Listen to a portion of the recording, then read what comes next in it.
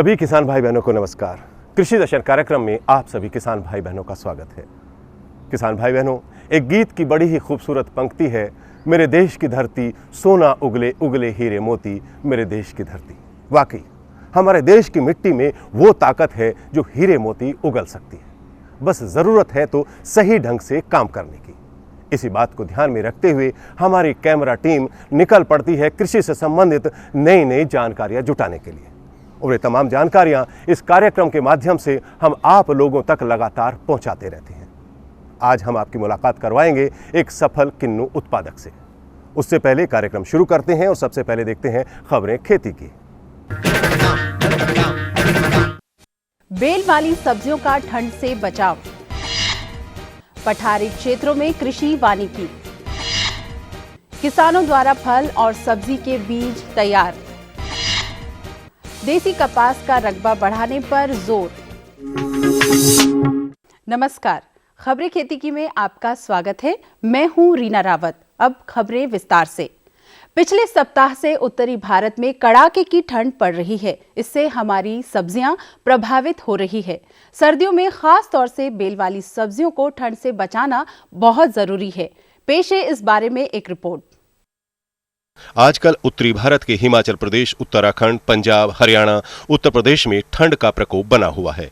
ऐसे में बेल वाली सब्जियों की रक्षा करना किसानों के लिए आवश्यक हो गया है, जिससे मार्च अप्रैल में अच्छी उपज ले सकें। अभी जैसे सर्दी का मौसम चल रहा है, तो सर्दी में हम गर्मियों वाली सब्जियां लगाई हैं, बेल वाली सब्जियां वो हमने लगाई हैं, और उनको उसको ढकने के लिए, उसको सर्दी से बचाने के लिए एक दो चीज़ें जो हमें गुरुजी ने बताई। एक तो हमने बाग में इंटरक्रॉपिंग में लगाई है उनको, तो उससे क्या है कि बाग के अंदर जो बाग के बड़े बड़े पेड़ हैं उनके बीच में जैसे प्याज लगाया या दूसरी बेल वाली सब्जियाँ लगी हैं, उनको सर्दी से बचाव हो जाता है, पाले से, कोहरे से वो बच जाती हैं। और दूसरा, हमने उनको कई जगह कवर भी किया हुआ है, वाइट शीट से, पॉलीथीन की वाइट शीट से कवर किया है, ताकि वो कोहरा और पाला उनको ना मारे। दिन में हम उनको, जब थोड़ी धूप निकलती है तो उनको हम नंगा कर देते हैं, जिससे कि धूप का फ़ायदा उन फसल को हो जाए। और जैसे ही शाम का टाइम आता है तो हम इनको दोबारा से ढक देते हैं, ताकि रात में जब टेम्परेचर डाउन जाता है, कोहरा पड़ता है, ठंड होती है, तो उससे वो फसलें वो बच जाती हैं। इसका फ़ायदा हमें ये होता है कि आम किसान अभी फरवरी मार्च में जाके और वो सब्जियां लगाएगा, और हमने 2 महीने 3 महीने पहले वो लगा ली, उनकी ग्रोथ हमें मिल गई, वो एक ऐसी स्टेज पे पहुंच गई हैं सब्जियां आज, जो हमें फरवरी में वो फल देने लग जाएंगे। तो जब लोग बोएंगे तब हम बेचेंगे, जिससे हमारी इनकम बढ़ती है। यही चीज़ गुरुजी बताते हैं अन्नदाता बचाओ अभियान के तहत। हम लोगों को बताते हैं, किसानों को बताते हैं, गुरुजी की शिक्षा आगे प्रोपागेट करते हैं कि आप अनसीजनल सब्जियां लगाएं, और उनमें आपको बहुत ज़्यादा लाभ होगा, और उसमें खर्चे में कोई बहुत ज़्यादा फ़र्क नहीं पड़ता है। खर्चा आपका उतना ही आता है, उतना ही बीज लगता है, उतनी खाद लगती है, उतनी मेहनत लगती है, गुड़ाई लगती है, उतना पानी लगता है। सिर्फ एक ही फैक्टर है जिसका ख्याल रखना होता है, वो है सर्दी, और उसको हम एक बार ढक देते हैं, प्लास्टिक की पॉलीथीन से ढक देते हैं या इंटरक्रॉपिंग कर देते हैं, बाग में कर देते हैं, तो वो कोहरे से बच जाती है। जैसे कोहरे से बच गई तो उसका वो एडवांस खेती के रूप में आएगी हमें, और उस टाइम फल देगी जब लोग तो बिजाई कर रहे होते हैं उस चीज़ की। आजकल हमारे किसान भाई कृषि के साथ वानिकी द्वारा अपनी आय में इजाफा कर रहे हैं।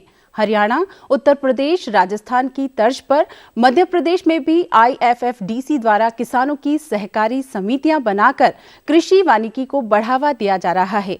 पेश है एक रिपोर्ट। मध्य प्रदेश के सागर जिले में काफी क्षेत्र पठार है, जहां पर कृषि वानिकी असंभव थी।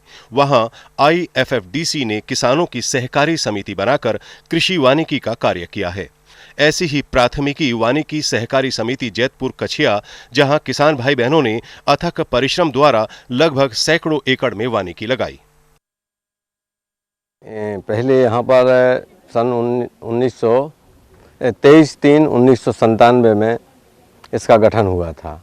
उस समय पर यहाँ पर कुछ नहीं था, जो जैसी पहाड़ी ये दिख रही है प्लेन, इसमें कुछ नहीं था। इसके बाद जैसे जैसे पता लगा कि ये IFFDC कोई संस्था है, पर्यावरण पर काम कर रही है, तो हमारे यहाँ के सरपंच छतर सिंह ने इसका प्रस्ताव दिया कि जी अच्छा काम है। तो उसके बाद से प्रस्ताव होके मंजूर हो गया। मंजूर होके कलेक्टर द्वारा स्वीकृति मिल गई, फिर इसका प्लांटेशन शुरू हो गया। पर्यावरण पर हमारी संस्था 97 से काम कर रही है, जो कि गांव के लोगों को जलाऊ भी उपलब्ध होने लगी, रोजगार भी मिला, कई लाख रुपए का रोजगार भी मिला। रोजगार के बाद अब इसी से घास भी मिला, जलाऊ उपलब्ध हो रही है, अन्य चीज़ों की भी फ़ायदा है। अब हमने नींबू भी लगवाए हैं, 1800 के करीब पौधा लगवाया है नींबू का, कि जो समिति को आय अर्जित हो। वर्तमान भारत सरकार की किसान हितैषी नीतियों के परिणाम स्वरूप हमारे ग्रामीण युवाओं का रुझान कृषि की तरफ बढ़ने लगा है। हरियाणा राज्य के युवा किसानों का कृषि की तरफ रुझान बढ़ने लगा है। ये युवा परंपरागत खेती से हटकर नई तकनीकी द्वारा फसल, फल एवं सब्जियां एवं उनके बीज तैयार कर अपनी आमदनी बढ़ा रहे हैं। ऐसे ही एक सिरसा जिले के गांव गोरीवाला के प्रगतिशील युवा किसान भाई राजेंद्र सहारण ने हमारे संवाददाता को बताया। जमींदार भाइयों को, ख़ास तौर पे युवा किसानों को ये बताना चाहूँगा भी खेती से जुड़िए आप। खेती से जुड़ने के बाद आप इसमें अपने ढंग से खेती करोगे तो आपको बहुत लाभ मिलेगा। जैसे ये मेरे पास आप देख रहे हैं, ये किन्नू है, तो किन्नू है, इसमें मैं 8-9 साल से जुड़ा हुआ हूँ। तो इस किन्नू में अब हमें अच्छी पैदावार आनी स्टार्ट हो गई है। मतलब फार्मर से, ज़मींदार भाइयों से ये कहना चाहता हूँ भी पूरी स्टडी करके आप खेती करिए। अब किन्नू है, हर फार्मर कहता है 4 साल में फ्रूट आ जाएगा, पर 4 साल में फ्रूट आएगा, वजन तो नहीं आएगा ना। इसलिए पूरी इसकी जानकारी लेके आप किन्नू की खेती करिए। अब ये पौधा जो देख रहे हैं ये 10 साल का है, पूरी फसल दे रहा है, पूरी आमदनी दे रहा है, पर इसमें हमें बिकने में बड़ी दिक्कत आ जाती है। सरकार से ये गुजारिश है भी इसका बिकने का कोई मतलब हल किया जाए तो हमें अच्छा प्रॉफिट मिल सकता है। इसमें युवाओं से ये कह रहा हूँ भी इस खेती से जुड़ के इसमें सुधार करो आप। कपास हमारे देश की नकद आमदनी वाली फसल है। पिछले साल उत्तरी भारत के पंजाब, हरियाणा एवं राजस्थान में कपास फसल को सफेद मक्खी से काफी नुकसान हुआ था। उसको देखते हुए सिरसा स्थित केंद्रीय कपास अनुसंधान संस्थान के क्षेत्रीय स्टेशन ने आगामी मौसम में देसी कपास की फसल को बढ़ाने हेतु अनुसंधान किया है। पेश है ये रिपोर्ट। केंद्रीय कपास अनुसंधान संस्थान क्षेत्रीय स्टेशन सिरसा पिछले साल कपास की फसल में हुए नुकसान को देखते हुए इस बार देसी कपास के क्षेत्र को बढ़ाने के लिए सफल अनुसंधान में लगा हुआ है। यहाँ देसी कपास के किस्मों के द्वारा उन्नत तकनीक से उत्पादन ले सके, इस बारे में संस्थान के प्रधान वैज्ञानिक डॉक्टर R.A. मीणा ने बताया। आजकल जब बीटी कपास में कई तरह के रोग, कीड़े मकोड़ों का प्रकोप बढ़ता जा रहा है, तो देसी कपास की खेती उत्तर भारत के किसानों के लिए बहुत ही समझदार विकल्प मौजूद है। इस क्षेत्रीय स्टेशन द्वारा देसी कपास के एक हाइब्रिड CICR 2 नंबर एवं 2 किस्में CICR 1 नंबर एवं CICR 3 नंबर विकसित की गई है। इस हाइब्रिड की एवं किस्मों की पैदावार करीब करीब 30 कुंटल से 40 कुंटल तक प्रति हेक्टर किसान प्राप्त कर सकते हैं। इन हाइब्रिड और किस्मों में एक विशेषता ये है कि ये थोड़ी बहुत कम उपजाऊ जमीन में भी तथा कम पानी की स्थिति में भी आराम से पैदावार की जा सकती है। यहाँ के किसान इनकी बाज़ार में थोड़ी कीमत ज़्यादा होने से अधिक मुनाफा प्राप्त कर सकते हैं। हमारे किसानों को हमारी विशेष राय है कि आने वाले समय में ये देसी कपास की तरफ अपना रुझान बढ़ाएं। इन देसी कपास के हाइब्रिड और किस्मों का बीज प्रचुर मात्रा में कई बीज उत्पादक कंपनियों द्वारा बनाया हुआ है तथा किसान उनसे आराम से प्राप्त कर सकते हैं। खेती किसानी में मौसम का महत्वपूर्ण योगदान होता है। देश की अधिकतर खेती मौसम पर ही आधारित है और मौसम की सही जानकारी होने से किसान अच्छा फसल उत्पादन करने में सफल हो सकते हैं। तो आइए अब लेते हैं मौसम की जानकारी। मौसम विज्ञान विभाग के अनुसार ओडिशा, पश्चिम बंगाल और सिक्किम, उत्तर पूर्वी राज्य और सुदूर दक्षिण प्रायद्वीप भारत में 1 या 2 स्थानों पर वर्षा या गरज के साथ बौछारें पड़ सकती हैं। चेतावनी: अगले 24 घंटों के दौरान अंडमान और निकोबार द्वीप समूह में 1 या 2 स्थानों पर भारी वर्षा की अत्यधिक संभावना है तथा दिनांक 29 और 30 जनवरी को जम्मू और कश्मीर में 1 या 2 स्थानों पर भारी वर्षा या बर्फबारी की संभावना है। खेती की खबरों में आज इतना ही। कृषि दर्शन कार्यक्रम में और अधिक रोचक और ज्ञानवर्धक जानकारियों के लिए आप देखते रहिए कृषि दर्शन।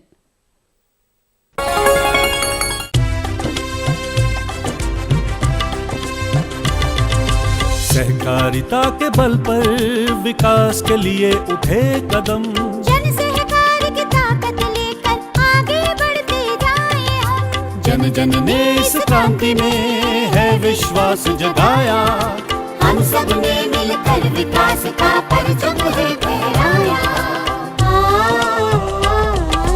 दूर जहां सूरज उगता उस धरती से मैदानों तक, हिम शिखरों के श्वेत बर्फ से हिंद महासागर तक। श्वेत क्रांति हो हरित क्रांति या ग्राम विकास की बात, एकता ही धर्म हो अब चाहे दिन हो या रात। हिंदू मुस्लिम सिख ईसाई सबने कदम बढ़ाया, हम सब ने मिलकर जब ये अभियान चलाया। कृषि मंत्रालय भारत सरकार द्वारा जनहित में जारी। ये लो और बताओ। बस। अरे ये क्या भैया जी, बस इतनी सी रासायनिक खाद? किसानी छोड़ रहे हो क्या? किसानी नहीं, नादानी छोड़ रहे हैं। मिट्टी की जांच कराई है। अब तो लालाजी जितनी जरूरत है उतने ही उर्वरक खेत में डालेंगे। हाँ, किसान भाई आज ही अपने जिले की नजदीकी भूमि परीक्षण प्रयोगशाला में मिट्टी की जांच जरूर करवाएं और मिट्टी में पोषक तत्व, नमी व पौधे के विकास को देखते हुए केवल जरूरत के अनुसार ही पोषक तत्व डालें। और हाँ, मिट्टी में गंधक, जस्ता, बोरोन जैसे सूक्ष्म पोषक तत्वों का पता लगाना भी न भूलें। उर्वरक और जैविक खाद के सही उपयोग से भूमि का उपजाऊपन बनाए रखें, उत्पादकता बढ़ाएं, खर्चा घटाएं और बहुमूल्य विदेशी मुद्रा बचाने में भी सहयोग दें। और हाँ, धीमी गति से नाइट्रोजन उपलब्ध कराने वाले उर्वरकों जैसे नीम लेपित यूरिया को प्राथमिकता दें और यूरिया का पत्तों पर छिड़काव करें। अरे वाह, तू तो सचमुच समझदार हो गया रे। अधिक जानकारी के लिए संपर्क करें जिला कृषि अधिकारी या किसान कॉल सेंटर। किसान भाई बहनों, सर्दी का मौसम है और चारों ओर फलों की बहार है। ऐसा ही एक फल है किन्नू, जिसका उत्पादन उत्तरी भारत में पंजाब से लेकर हरियाणा, राजस्थान तक बहुत अच्छी तरह से हो रहा है। हमारे एक युवा किसान हैं जो हरियाणा के रहने वाले हैं और उनका नाम है सज्जन कुमार, जो पढ़ाई लिखाई के बाद अगर चाहते तो कोई अच्छी नौकरी कर सकते थे, लेकिन उन्होंने कृषि को चुना और आज वो किन्नू का सफल उत्पादन कर रहे हैं। तो आइए भेंट करते हैं सज्जन कुमार से।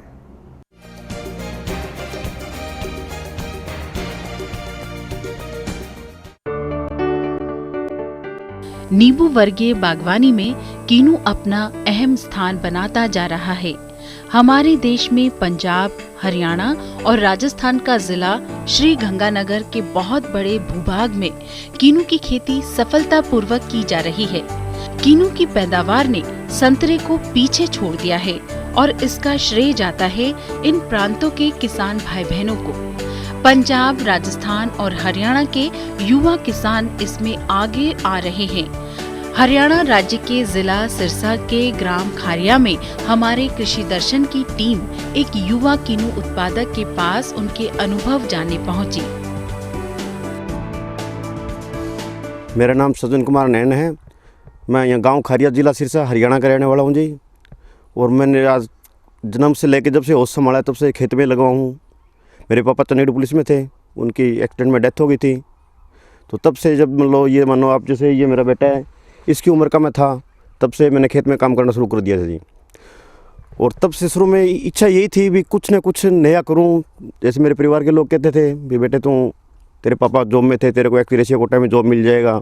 तो मैंने कभी जॉब के बारे में नहीं सोचा। मेरी इच्छा ये थी कि जो कुछ करो ना, यहाँ अपनी ये पुश्तैनी ज़मीन है, इसमें कुछ करके देखूँ। तब जैसे मेरे दिमाग में, मैं जैसे अबर साइड में मेरे रिलेटिव हैं, मौसी जी मेरी, उनके पास जाता था तो वहाँ देखा उनके किन्नू के बाग थे बहुत अच्छे अच्छे। और उस टाइम हमारे यहाँ ज़मीन की कीमत थी लगभग 2 लाख रुपए किलो, और उनके एक एकड़ में किन्नू हो जाते थे लगभग 1.5 लाख के। तो मैंने सोचा ये तो लो ज़मीन की कीमत ही 1 साल में दे रहा है। तब से दिमाग में ये चीज़ शुरू हुई कि क्यों ना मैं भी यहाँ किन्नू लगाऊँ। उस टाइम हमारे यहाँ किन्नू नहीं होते थे। तो तब मैंने सोचा, पूरी जानकारी थी नहीं, तो मैंने सोचा चलो 2 एकड़ में स्टार्ट करके देखते हैं। तो 2 एकड़ में स्टार्ट करने के लिए मैंने सोचा देसी सिस्टम से, जैसे अपनी जो घरे पानी वाली मोटर होती है उससे पानी दे देंगे। फिर मेरे को पता चला भी सरकार ने स्कीम चला रखी है, नेशनल हॉर्टिकल्चर मिशन, उसमें कुछ सपोर्ट ज़्यादा थी, जैसे ड्रिप के लिए सब्सिडी थी और काम के लिए सब्सिडी थी। तो मैंने फिर ये 7 एकड़ का प्रोग्राम बना लिया। तो ये 7 एकड़ बनाने के लिए फिर जैसे स्टार्ट हो गया, उसके बाद हम अपने आप जैसे दिमाग में एक बार आया भी ये काम करना है, तो उसके लिए जो जानकारियाँ थी वो अपने आप आनी शुरू हो गई, सरकार की मदद मिलती रही। तो इसमें जैसे अब आप देख रहे हो ये मेरा 10 साल के पौधे हो गए हैं और पिछले साल मैंने इसका 1 एकड़ का 2 लाख रुपए बांटे थे। तो इससे मदद मिली तो मैंने कुछ आगे 5 एकड़ में और नया लगा दिया, वो भी सही चल रहा है। अब जैसे उसमें पहला इस साल लिया पहला फल 5 एकड़ है, तो उसमें 3.5 लाख रुपए का फल लिया है। तो इसमें ये मेरे को बहुत अच्छा लगता रहा। सज्जन कुमार जैसे युवा प्रगतिशील किसान से और भी युवा किसान प्रेरणा ले रहे हैं। उनके खेतों में जाकर कीनू की बागवानी के बारे में जानकारी लेते रहते हैं। जो भी मेरे दोस्त लोग हैं, जो जैसे एजुकेशन पूरी है, जैसे मैंने भी ग्रेजुएट कर रखी है, पर मैं शुरू में ये था भी यही करूँगा, तो और दोस्त लोग कहते हैं वो जैसे कोई काम देखे सज्जन, वो यार काम क्या देखे, इससे बढ़िया काम अपने क्या मिलेगा, पूरे देश का पेट भर रहे हैं, तो क्यों ना हम इसी काम से जुड़े। अगर इस काम में अगर आप नॉलेज जो भी तुम पढ़े लिखे हो मेरे साथ में लोगे तो मुझे भी कुछ हौसला मिलेगा, मैं इसको और अच्छे तरीके से कर सकें, हम सब मिलकर और ज़्यादा एक अपनी चेन बन जाएगी तो और बढ़िया कर सकते हैं। तो तब से ले कुछ एक दोस्त मेरे साथ जुड़े हुए हैं, धीरे धीरे आगे बढ़ा रहे हैं। सज्जन कुमार एक जागरूक एवं पढ़े लिखे युवा किसान है। सरकार द्वारा बागवानी के क्षेत्र में दी जा रही लाभकारी योजनाओं से लाभ उठा रहे हैं। इन्होंने राष्ट्रीय बागवानी मिशन द्वारा दी जा रही सिंचाई संबंधी सब्सिडी भी प्राप्त की है और अपनी बागवानी में इजाफा कर रहे हैं। हॉर्टिकल्चर डिपार्टमेंट जैसे इसके शुरू में स्ट्रक्चर खड़ा करने में बहुत बड़ा स्टेप होता है जी। जैसे अपने जो वाटर टैंक बोलते हैं उसके लिए तो 100% सब्सिडी थी उन्होंने, और ड्रिप है, ड्रिप पे लगभग उस टाइम 80% सब्सिडी थी जी।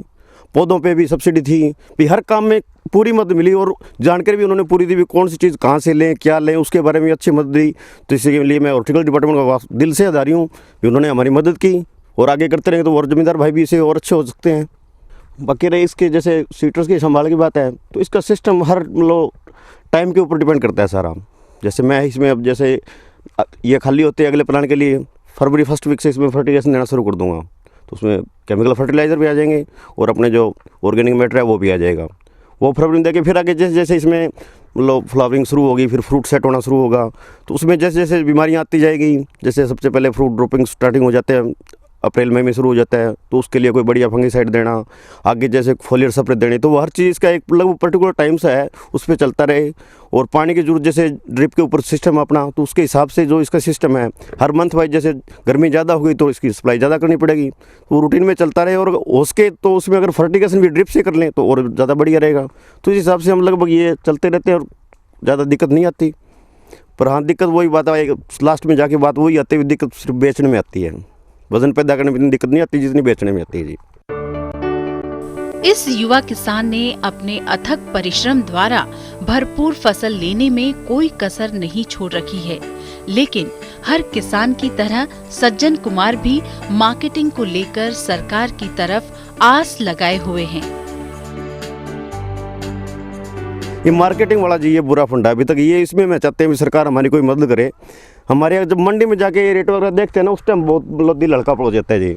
अब जमींदार का काम होता है जैसे वजन पैदा करना, वजन तो हम जितना टारगेट दे उतना पूरा कर लेते हैं, पर बाद में उसको बेचने में दिक्कत आती है जी। तो ये बहुत बड़ा, तो मैं ये सरकार से अपील जाता हूँ भी इसमें कुछ ना कुछ सिस्टम, कुछ चाहे जो भी बेटर हो, जो कोल्ड स्टोरेज हो या कुछ जो भी सिस्टम करना चाहिए उस तरह का सिस्टम ही दे हमें, जो कल को दिक्कत ना आए। अब मार्केट में तो अगर हमारे नज़दीक सारी छोटी मंडी है, 20 क्विंटल से ज़्यादा किलो लेंगे तो आगे डिमांड ही नहीं है। तो ये मैं सरकार से चाहता हूँ भी इसके लिए कोई उचित हल हो तो आगे से हम सही रह सकें। ये युवा किसान सरकारी मुआवजे का पक्षधर नहीं है, ये तो अपनी फसल का उचित मूल्य ही चाहता है। नहीं, मुआवजा तो वो सरकारी सिस्टम है जी, अगर वो देना चाहिए, पर उससे बढ़िया मैं ये चाहता हूँ भी सरकार कुछ इस तरह का सिस्टम दे दे भी हमें हमारी जो कल्टीवेशन कॉस्ट है या जो अपने प्रोडक्ट तैयार किया उसका हमें रेट जायज मिल जाए, तो हमें सब्सिडी जरूरत ही नहीं है।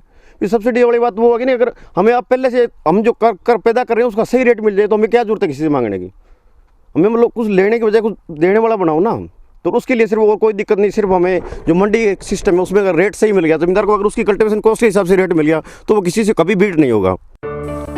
सज्जन कुमार अपने युवा साथियों को हमेशा अपना व्यवसाय करने के लिए ही प्रेरित करते रहते हैं। वो नौकरी करने में नहीं, नौकरी देने में विश्वास रखते हैं। मैं उनको ये संदेश देना चाहता हूँ कि आज इस भागदौड़ की दुनिया में जॉब के पीछे मत भागो। ये जो खेत वाला काम है, पूरे देश का पेट भर रहे हैं, पूरे जनता का पेट भर रहे हैं, सारा देश इसी से चलता है। पर तो सभी से अपील यही है भी दूसरे काम में ज़्यादा ध्यान ना देकर इस काम में अगर पढ़े लिखे लोग बढ़िया, जिनको पूरी नॉलेज होगी, जैसे फॉरेन कंट्री में देखते हैं बहुत पढ़े लिखे फार्मर वो बहुत अच्छी खेती करते हैं, तो मैं उनसे अपील करता हूँ कि वो भी इस काम की तरफ ज़्यादा ध्यान दें और इसमें और ज़्यादा बढ़िया कामयाब हो सकते हैं जी। भाई सज्जन कुमार किन्नू की बागवानी के साथ साथ आलू, मटर और चने की फसल भी भरपूर मात्रा में ले रहे हैं। ये देखिए सर, ये मेरे आलू की खेती है। इसमें आलू बोया अभी लगभग 2.5 महीने हुए हैं इसको। तो आलू के साथ मेरी उस साइड में मटर की खेती है जी। और ये जो पीछे दिखाई दे रही है ये चने की खेती है। इसमें इंटरक्रॉपिंग हम लोग किन्नू के अंदर चना है, दोनों की अच्छी फसल किन्नू की तोड़ ली, चने की अभी आने वाली है, दोनों काफ़ी अच्छी लग रही है। और इसके साथ साथ जैसे और दूसरी खेती भी कर रहा हूँ, पर ज़्यादा मैंने अपना सारा सब्जी पे ज़्यादा कर रखा है जी। कुछ प्याज भी लगा रखा है, कुछ मटर हो गई, इधर आलू हो गए, चना हो गया। चना भी ये मतलब हराई बेचना है जी, सब्जी के लिए ही है। तो मैं ये भी अपने दूसरे जो युवा भाई हैं उनसे चाहता हूँ कि वो ट्रेडिशनल खेती छोड़ के इस तरह खेती की तरफ आओ, जो इसमें एक तो लोगों को अच्छी चीज़ मिले और ज़मींदार को कुछ रेट भी अच्छा मिले। और इसमें सब्जी में अगर मेहनत करेंगे तो खूब बचत निकल सकती है, बशर्ते कि मार्केट अपने सही लग जाए। और मार्केट के लिए फिर हर बार में प्रोडक्ट जब तैयार करते हैं तो दिक्कत मार्केट की आती है। तो मार्केटिंग के लिए अगर कोई अच्छा कुछ सीख लेते हैं आप तो ये और भी बढ़िया होगी। और सरकार हो जाए इसमें कोई ठोस कदम उठा के पूरी सॉलिड मदद कर दे तो ये और भी बढ़िया हो जाएगा। तो मेरी आप सभी से यही सुझाव है भी आप भी मेरी तरह डाइवर्सिफिकेशन पकड़ो, अलग अलग तरह की खेती करके देखो, एक पे मत लगे रहो। इस प्रकार ये युवा किसान अपने जिले में युवाओं के लिए मार्गदर्शक बने हुए हैं।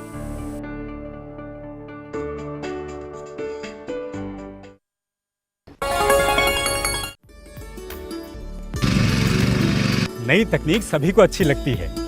मैंने भी अपने खेत की तैयारी, बुआई, जुताई, गहाई वगैरह के लिए छोटी मशीनें अपनी जरूरत के हिसाब से खरीदी। मैंने अपने खेतों में मशीन का प्रयोग किया तो काम जल्दी और आसान हो गया। खेती में मशीनों के इस्तेमाल के बाद मुझे मिली भरपूर पैदावार और ज्यादा मुनाफा। छोटी मशीनें तो हमारी अपनी अपनी हैं, लेकिन बड़ी मशीनें हमने समूह बनाकर खरीदी। किसान भाइयों और बहनों, आप भी उन्नत मशीनों और उपकरणों की खरीद पर वित्तीय सहायता का लाभ उठाएं, अपनी आमदनी बढ़ाएं और खुशहाली पाएं।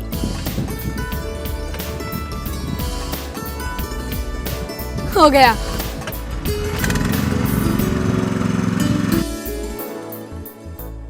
मैंने सोच लिया है, मैं तुझे कृषि का इंजीनियर ही बनाऊंगा। नई मशीनें, नए उपकरण आए आपके द्वार, ले लो इनसे अब खूब खुशी और पैदावार। आपको हमारा कार्यक्रम कृषि दर्शन कैसा लगा? अपने सुझाव, प्रतिक्रियाएं एवं सवाल हमें इस पते पर भेजें। कृषि दर्शन, कमरा नंबर 10, CPC दूरदर्शन, खेलगांव, नई दिल्ली 110049। जुड़िए हमारे साथ ट्विटर पर twitter.com/कृषिदर्शन-dd, फेसबुक पर facebook.com/कृषिदर्शन-dd और देखिए कृषि दर्शन अब यूट्यूब पर भी youtube.com/user/कृषिदर्शन-dd। भेजे हमें मेल कृषिदर्शन-dd@gmail.com पर। तो किसान भाई बहनों, आज हमने आपकी मुलाकात करवाई किन्नू के सफल उत्पादक सज्जन कुमार जी से। मुझे पूरी उम्मीद है कि ये हमारे बहुत से किसान भाई बहनों के लिए प्रेरणा के स्रोत बन गए होंगे। आपसे गुजारिश है कि आप में से जो भी किसान भाई बहन कृषि के क्षेत्र में कोई अच्छा काम कर रहे हैं तो वे हमारे पते पर हमें पत्र लिख सकते हैं। हम उनसे संपर्क करके अपने कार्यक्रम में ज़रूर बुलाएंगे। तो किसान भाई बहनों, आज का सफ़र यहीं तक। आप लोगों से फिर मुलाकात होगी, तब तक के लिए मुझे आज्ञा दें। नमस्कार।